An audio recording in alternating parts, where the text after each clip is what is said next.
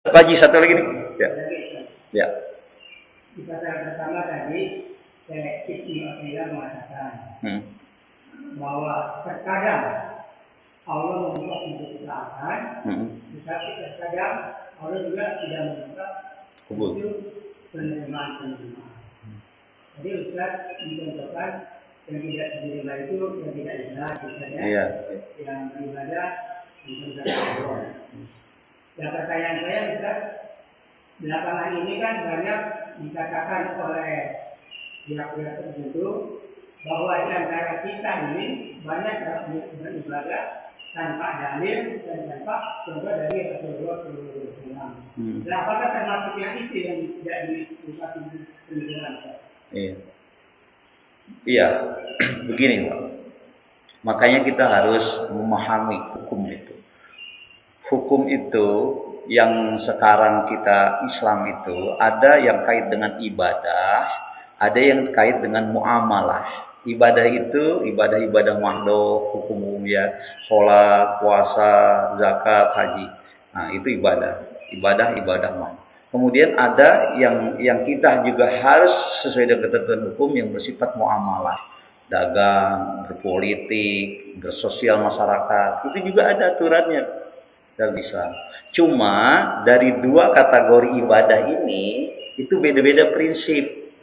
Nah, kalau dalam ibadah, prinsip ibadah itu adalah ulama mengatakan al-aslu fil ibadati al-ittiba'. Sedangkan dalam muamalah al-aslu fil muamalati al-ibahah. Beda-beda. Artinya apa? Asal dari satu ibadah yang kita harus lakukan itu ittiba'. Ittiba' itu mengikuti, bukan mengadakan. Mengikuti siapa? Mengikuti Rasulullah Sallallahu Alaihi. Apa yang dilakukan oleh Rasulullah, ya itu lakukan. Apa yang enggak Rasulullah enggak ada, enggak pernah disuruh ibadah, ya jangan lakukan. Itu namanya bid'ah. Gitu. Cuma nanti kajian ulama bid'ah itu enggak semua yang baru itu adalah enggak bagus. Ada yang bagus. Nah gitu ya. Tapi kalau sudah kaitannya ibadah mahdoh, itu enggak ada tawar-menawar lagi. Harus tunduk kepada aturan-aturan yang dicontohkan oleh Rasulullah Sallallahu Alaihi Wasallam. Tapi kalau dalam masalah muamalah, al-aslu fil muamalati al-ibahah. Asal daripada muamalah, interaksi sosial sehari-hari itu boleh. Boleh selama tidak ada hukum yang mengharamkannya. Boleh aja berusaha. Boleh aja berinteraksi apapun bentuknya, ya. Dulu waktu zaman Rasul dagang manual apa online? Manual, nggak ada online. Sekarang kita beli di Shopee aja ada, boleh nggak? Ya boleh, selama tidak mengandung haram nggak apa-apa, lakukan. Itu masalah muamalah. Beda ya. Jangan dikatakan, wah haram semua beli di Shopee, Rasulnya nggak ada. Nggak begitu, itu muamalah. Tapi kalau kita sholat, ya sholat habis subuh nih tadi, ba'diyah subuh haram nggak? Haram, karena memang nggak ada dasarnya, gitu. Kecuali nanti sudah waktu matahari itu muncul, nah itu ada isyraq, matahari sudah muncul, gitu ya, gitu. Fajar shadiq sudah muncul, ya. Nah, gitu. Jadi memang kita harus ikut itu. Nah kalau tidak ikut kita berarti mengada-ada, nggak boleh. Nah, sekarang saya contohkan, ya. Orang meninggal dunia kita zaman Rasul ada yang tahlil nggak? Nggak ada. Sekarang kita tahlil itu boleh nggak? Yang mau tanya? Ya boleh. Kenapa? Karena bukan ibadah yang ditentukan oleh Rasul seperti ini, tidak. Gitu. Itu berdoa, Pak. Bentuknya tahlil, doa. Sekarang saya mau tanya, doa itu boleh nggak? Ya boleh. Gitu. Nggak apa-apa, Pak. Silakan aja. Mau tahlil, mau tidak. Meskipun ada orang yang nggak sependapat dengan saya, silakan saja. Tapi kalau saya punya pendapat, boleh kan? Daripada kita ada orang meninggal dunia, tahlil nggak boleh, ngedoa nggak boleh, akhirnya ngobrol, ujung-ujungnya main HP, ngobrolin orang, dan seterusnya. Mafsadat lagi. Apalagi yang dilakukan oleh orang-orang di luar kita, orang-orang China itu, Pak. Saya hidup di Riau itu kurang lebih 9 tahun Pak, bergaul dengan orang Cina biasa seperti ini. Habis subuh gini kita taklim, begitu di kopi itu orangnya ngobrol gitu. Dia kalau meninggal dunia itu 3 hari 3 malam Pak ditungguin, tapi main domino dengan main pakai uang itu segala. Tujuannya mau menghibur itu, tapi isi dengan tidak baik. Ya, kalau orang Muslim baik, ya, doa aja nggak apa-apa.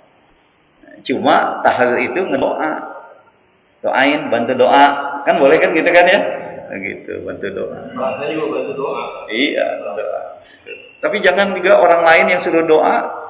Masyarakat itu apa ini istrinya sama anaknya nggak ngedoain, sibuk ngurusin kue. Seharusnya doa dulu itu. Dia yang lebih bagus lagi, yang lebih ngedoa. Oke, saya kalau tadi saya bilang doa kue itu jangan keluarin dulu kalau lagi gedoa. Inti dari tali itu kan kita bantu doa tuh supaya kita benar-benar doa. Nah, kalau udah selesai barulah ya kita mau itu silahkan mau sedekah itu niatnya gitu. Tapi jangan dipaksakan aja Pak. Ya, yang nggak punya sampai ngutang jangan. Ya. Kalau jadi nanti kalau ada anggota pengajian kita tuh yang ya ada musibah begitu, lihat aja. Kalau perlu kita bawa kue, dibawa aqua seperti ini nih. Ayo kita bawa dari rumah masing-masing gitu. Iya, ya sediakan gitu. Nggak boleh sampai utang kan ada kan praktek di kampung kan begitu. Iya, tekor asal kesok. Boleh jangan. Makanya kalau orang-orang dulu bilang itu kalau orang-orang lagi hajatan itu bukan hajatan, wah, kriaan. Betul? Ria, asalnya dari ria, pengen dipuji orang. Nah, iya, pengen dipandang. Akhirnya begitu kriaan udah selesai, besoknya utang banyak. Jangan memaksa-maksa. Hidup nggak boleh memaksakan. Jangankan itu, agama aja nggak boleh. La yukallifullahu nafsan illa wus'aha. Allah tidak membebani seorang kecuali sesuai dengan kemampuan dia. Ibadah orang Islam itu enak Pak, nggak perlu kita neko-neko maksa diri, sesuai apa yang kita bisa. Kita bisa sholat tahajud 2 rakaat 2 rakaat. Kita bisa infak 1.000 2.000, kalau ada 5.000. Gitu. Allah tidak melihat nominalnya, yang dilihat pengabdiannya loh, pengabdiannya. Gitu. Kalau nominalnya enakan orang kaya dong, gitu kan? Makanya pernah protes loh. Orang-orang sahabat ada yang nggak punya hidupnya gitu. Tentang protes sama Rasul begini katanya. Rasul, enak banget orang kaya ya. Dia beli di surga dengan hartanya. Bisa berinfak dan sedekah, seterusnya gampang. Lah kalau kami 5.000 aja susah. Dari beras aja susah. Contohnya ya, saya gambarkan gitu. Terus Rasul bilang, mau nggak aku kasih satu kalimat ya, yang kau bisa melampaui, yang menghujam ke bumi, kemudian dia akan naik sampai ke langit menghujam itu pahalanya gitu, kebaikan. Mau nggak? Mau Rasul, sehingga saya bisa menyaingi orang-orang yang kaya dalam beribadah. Amalkan kata Rasul, subhanallah wa bihamdihi subhanallahil azim. 2 kalimat yang ringan tapi berat di tim. Wah, itu Rasul. Banyakin itu aja sudah, itu orang kaya kalah itu. Apalagi orang kaya yang pelit. Kalah itu orang miskin yang cuma dia modalnya subhanallah bihamdihi subhanallahil azim. Itu amalin saja kata Rasul. Allah bisa. Cukup waktunya udah usap. Udah. Sampai di sini dulu ya. Enggak apa-apa, yang penting kita memahami ya, dari pasal ke pasal kita memahami, dan lebih lama-lama kita banyak tuh ilmu kita dan banyak kita bisa amalkan. Baik. Allah alam bisa. Mari sama-sama kita akhiri dengan doa. Bismillahirrahmanirrahim. Alhamdulillahirabbil alamin. Hamdan syakirin, hamdan amin, hamdan yuwafi ni'amahu wa yukafi masidah. Ya Rabbana lakal hamdu kama yanbaghi li jalalika wajhikal karim wa 'azimi sultan. Allahumma shalli ala sayyidina Muhammadin wa ala alihi wa ashabihi wa sallim ibadillahi shalihin. Allahumma anfa'na bima 'allamtana wa 'allimna allazina yanfa'una wa zidna ilman nafi'a. Allahumma ij'alna min ibadika shalihin. waj'alna minal muttaqin.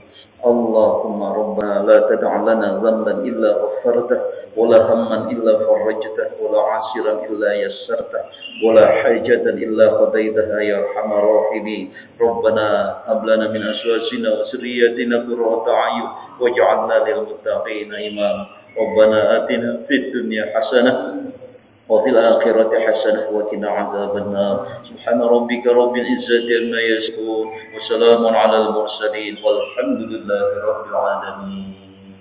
Mari sama-sama kita akhiri talim ini dengan baca doa kafaratul majlis.